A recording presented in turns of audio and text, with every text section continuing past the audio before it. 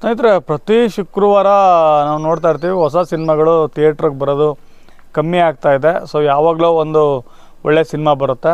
ಆದರೆ ಸಿನಿಮಾ ನೋಡೋರಿಗೆ ಯಾವುದಾದ್ರು ಒಂದು ಜಾಗ ಬೇಕಲ್ಲ. ಈಗ ಹೊಸ ಸಿನಿಮಾಗಳು ಬರ್ತಾ ಇಲ್ಲ, ಕೆಲವು ಹಳೆ ಸಿನಿಮಾಗಳನ್ನ ನಾವು ನೋಡೋಕ್ಕಾಗಿಲ್ಲ. ಸೊ ಅವಾಗ ನಾವು OTT ಮೊರೆ ಹೋಗಲೇಬೇಕಾಗುತ್ತೆ. ಸೊ ಅದರಲ್ಲಿ ಭಾಳ ಮುಖ್ಯವಾಗಿ ಕನ್ನಡದ ಸಿನಿಮಾಗಳು ಸಿಗ್ತಾ ಇರೋದು ಅಮೆಝಾನ್ ಪ್ರೈಮ್ OTT ಪ್ಲ್ಯಾಟ್ಫಾರಮಲ್ಲಿ.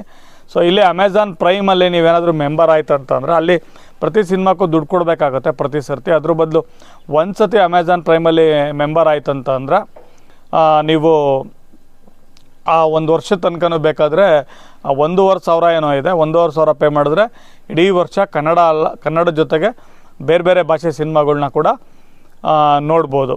ಸೊ ಇಲ್ಲ ನಾನು ತಿಂಗಳಿಗೆ ತೊಗೊಂಡು ನೋಡ್ತೀನಿ ಅಂದರೆ 299 ರೂಪಾಯಿ ಏನೋ ಇದೆ. So 30 days free trial offer ಇರುತ್ತೆ.